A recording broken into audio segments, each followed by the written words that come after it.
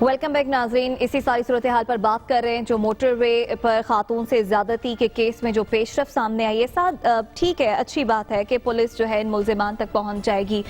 اس کے بعد کا جو مرحلہ ہے، جو ہم نے دیکھا کہ اس کا ریکارڈ بھی موجود تھا، بہت سے اور لوگ ہیں ان کا بھی ریکارڈ موجود ہوتا ہے، لیکن کہیں نہ کہیں کمی کوتاہی رہ جاتی ہے کہ یہ لوگ جو ہیں وہ چھٹ جاتے ہیں۔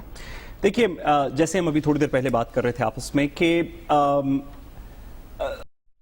اندر پولیس کی کچھ تعریف کریں گے، ہم آنے والے دنوں کے اندر پولیس کی کچھ برائیاں کریں گے، ہم کہیں گے جی پی ٹی آئی کی گورنمنٹ نے یہ کر دیا، ہم کہیں گے نون لیگ کی گورنمنٹ نے وہ کر دیا تھا، یہ والے بہتر کر رہے ہیں، وہ والے بہتر کر رہے تھے، یہ والی باتیں تو ہماری چلتی رہیں گی۔ ہم آنے والے دنوں کے اندر جو ہماری سماجی مسائل ہیں جن کی وجہ سے یہ اس طرح کے ایونٹس بار بار ہمیں دیکھنے کو ملتے ہیں، ہم ان کے اوپر بھی بہت سی بات کریں گے۔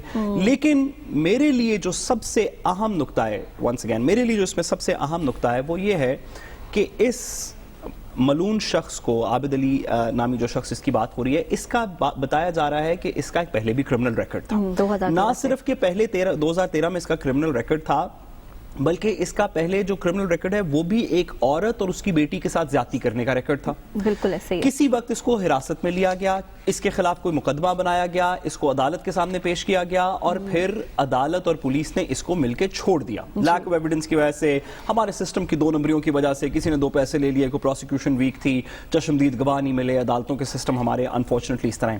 ہم نے اس سے پہلے، جیسے کہ ہم بات کر رہے تھے، ہم نے اس سے پہلے دیکھا کہ ابھی مارچ اپریل کے اندر لاہور ہائی کورٹ نے ایک بچوں سے زیادتی کے کیس کے ملزم کو بیل دے دی۔ اس سے پہلے ہم نے دیکھا تھا کہ کے پی کے اندر ایک کے پی کے کی گورنمنٹ کے ایڈوائزر جو ہے، جو کہ چائلڈ پورنوگرافی اور ریکیٹیرنگ کے اندر انوالو تھا، اس کے خلاف پہلے سے ایویڈنس موجود تھی، وہ ناروے سے یا کہیں سے ڈپورٹ ہوا تھا ان ایلیگیشنز کے اوپر۔ تو کیا وجہ ہے؟ میرے اس ایفیکٹولی سسٹم سے 2 سوال ہیں۔ پہلا سوال یہ کہ کیا وجہ ہے کہ ایک شخص جو کہ اس طرح کا ریپیٹ افینڈر ہے، ہمارا سسٹم بار بار اسے پکڑتا ہے اور پھر ریلیز کر دیتا ہے، جس کو کیچ اینڈ ریلیز کہتے ہیں، کہ کیا وجہ ہے کہ اس طرح کے شخص کو یا اس طرح کے ایونٹ کے لوگوں کو ہمارا ایویڈنس کا سٹرکچر کے اوپر وہ پورے نہیں آتے، ہماری پروسیکیوشن اس کے اوپر درست نہیں ہوتی، اور ہماری عدالتیں، اور میں بصد احترام کہوں کہ ہماری عدالتیں جو ہیں وہ اس طرح کے لوگوں کو بار بار چھوڑ دیتی ہیں۔ ابھی تو ہم نے اس طرح کی بات نہیں کی کہ جہاں پہ سی سی ٹی وی کی فوٹیج موجود ہے، پولیس والے کے اوپر سے گاڑی چل گئی، عدالت نے وہ بھی ریلیز کر دیا۔ تو اس طرح کے لوگوں کو عدالتیں بار بار چھوڑ کے ریلیز کرتی رہیں گی، تو جو مرضی سسٹم بنا لیں، جو مرضی کر لیں، اس طرح کے جرائم ختم نہیں ہوں گے آپ جب تک اس طرح کے لوگوں کو سزا نہیں دیں گی۔ میرا دوسرا جو انسٹیٹیوشنل کنسرن ہے اس کے اوپر، وہ یہ ہے کہ جب آپ کو پتا ہے کہ ایک شخص ہے جو کہ اس طرح کے افینس کے اندر پکڑا گیا، اس کے خلاف ایف آئی آر ہوئی، کچھ آپ کے پاس شواہد تھے، چلیں عدالتوں نے آپ کے شواہد نہیں مانے، پولیس کے دیگر لوگوں کے شواہد نہیں مانے، اس کو رہا کر دیا کسی وجہ سے، تو کیا پولیس کے اندر یا ریاست کے سسٹم کے اندر کوئی طریقہ نہیں ہے اس بندے کو مانیٹر کرنے کا کہ آج یہ بھاول نگر میں ہے تو یہ کل کدھر جائے گا؟ آپ کو پتا ہے کہ ہماری تمام جو صوبائی پولیس سسٹمز ہیں وہ ڈسٹرکٹس کے اوپر منحصر ہے۔ بالکل۔ تو اگر ایک شخص ہے جس کے خلاف بھاول نگر کے اندر ایف آئی آر کٹی تھی، اگر وہ بھاول نگر سے نکل کے ملتان آ جائے تو ملتان کے لوکل تھانے میں تو کوئی ریکارڈ نہیں ہے کہ اس طرح کا بندہ یہ پہلے کیا کر رہا تھا۔ اگر ملتان سے نکل کے لاہور آ جائے، لاہور سے نکل کے پنڈی چلا جائے، تو تھانے ایک دوسرے سے بات تو نہیں کر رہے۔ تو کیوں ہمارے نظام کے اندر زینب بچی کیس کے بعد اور اس طرح کے ڈزنز آف کیسز کے بعد، ہنڈریڈز آف کیسز کے بعد، کیوں ہمارے نظام میں اس طرح کے سسپیکٹس کو ٹریک نہیں کیا جاتا؟ اگر کیا جاتا ہوتا تو ہمیں اس عابد علی کا پہلے سے پتا ہوتا اور شاید اس طرح کا ایونٹ نہ ہو سکتا۔ ایسا ہی ہے۔ اچھا حبیب صاحب، اب سی ایم پنجاب نے نوٹس لے لیا ہے سی سی پی او لاہور کے بیان کا اور ان سے 7 دن میں جواب طلب کر لیا۔ کل تک ہمیں یہی گلا تھا کہ کوئی مذمت کیوں نہیں کر رہا اس بات کی، اب مذمت کے ساتھ ساتھ ان سے جواب طلبی ہوگی۔ دیکھیے، مجھے تھوڑا افسوس ہوا ہے کہ عثمان خان بزدار صاحب نے بہت ٹائم لگایا ہے اس کی مذمت کرنے میں، اور جس طریقے کا یہ شخص ہے اور جس طرح کا اس نے بیان دیا ہے، دراصل وزیر اعلیٰ کا کام اس کی مذمت کرنا نہیں ہے، اس کو عہدے سے ہٹانا ہے، اور اس کے لیے بھی اب وہ اسے ایک دفتری طریقہ کار اختیار کر رہے ہیں کہ جناب آئی جی اس کو نوٹس بھیجے گا، 7 دن میں جواب آئے گا، پھر یہ ہوگا، پھر وہ ہوگا۔ دراصل یہ مجھے پورا سیٹ اپ لگ رہا ہے کہ عمر شیخ کو بچانے کی کوشش کی جا رہی ہے، کیونکہ ایک شخص جو لاہور کا جو پولیس چیف ہے وہ اپنی مورل اتھارٹی کھو چکا ہے۔ لاہور کے شہریوں کو ایسے شخص اور ایسے شخص کے نظریات سے خوف ہے کہ ایسا شخص یہ بھی پوچھ سکتا ہے کہ تم گولی مقتول سے یہ پوچھ سکتا ہے کہ تمہیں گولی لگی لیکن تم بلٹ پروف جیکٹ کیوں نہیں پہن کے آئے تھے؟ یا تم خدا نخواستہ کسی حادثے میں تم مارے گئے تو تم نے حادثے سے بچاؤ کا تمام گیئر کیوں نہیں پہن رکھا تھا؟ جب کوئی شخص اس طرح کے سوالات کرنے لگے، نظریاتی طور پر اس کے اندر کجی ہو، تو ایسا شخص اپنی موجود افسوسات کرنا پڑتا ہے کہ عثمان خان بزدار صاحب نے بہت ہی تاخیر کر دی ہے یہ کام کرنے میں. لیکن اس کے ساتھ ساتھ بہرحال یہ بات ہمیں ماننی پڑے گی کہ آج انہوں نے عثمان خان بزدار صاحب کی ان کی زیر نگرانی پولیس کی ایک کامیابی بہرحال ہمارے سامنے بھی آ گئی ہے. صحیح. ابھی وقت ہے بریک کا. بریک کے بعد واپس آئیں گے تو مزید بات کریں گے. ہمارے ساتھ رہیے گا.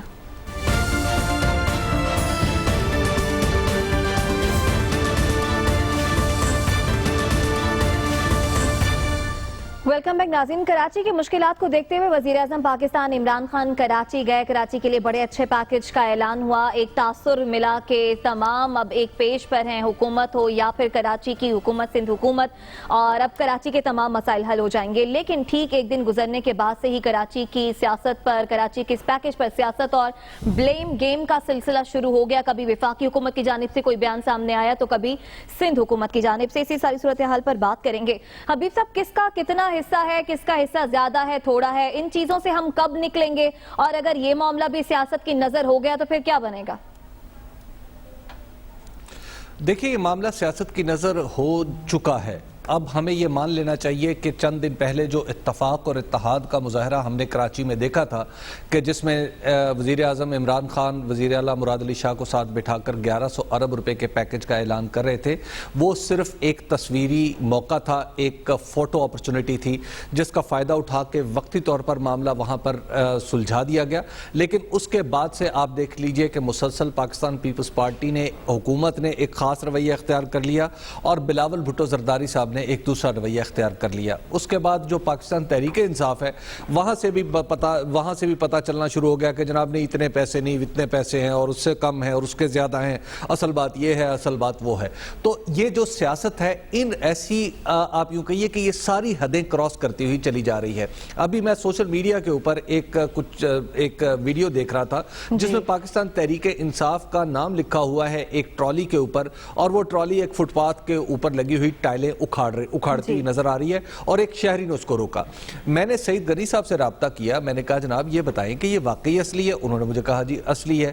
پھر میں نے ایم کیو ایم کے لوگوں سے رابطہ کیا، انہوں نے بھی مجھے بتایا کہ جناب یہ عائشہ منزل کی فوٹیج ہے کہ عائشہ منزل فیڈرل بی ایریا کے قریب، فیڈرل بی ایریا میں. تو جب آپ کی پالیٹکس اس نچلے لیول پر اس غلاظت میں داخل ہو جائے، اس غلیظ گراؤنڈ میں داخل ہو جائے، تو اس کا مطلب یہ ہے کہ چند دن پہلے آپ کو جو خوشبوؤں کا گلدستہ پیش کیا جا رہا تھا وہ ایک جھوٹ تھا. اور انفارچونیٹلی یہ جھوٹ پاکستان تحریک انصاف کی طرف سے بھی بولا گیا اور پیپلز پارٹی کی طرف سے بھی.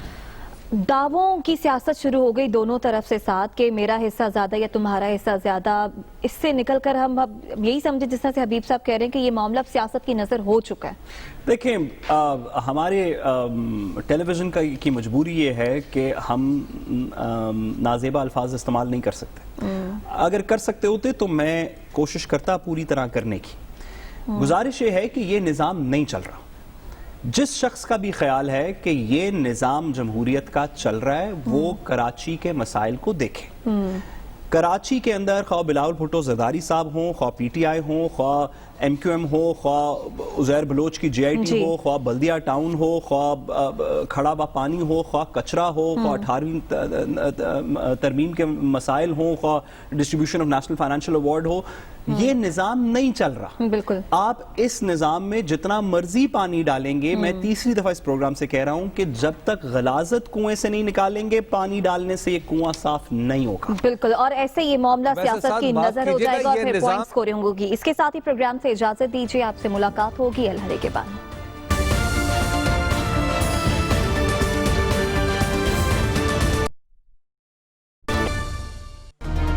It's Sayyeda Shanaz here. Thank you for watching Dunya News. For more videos and updates, don't forget to click the subscribe button.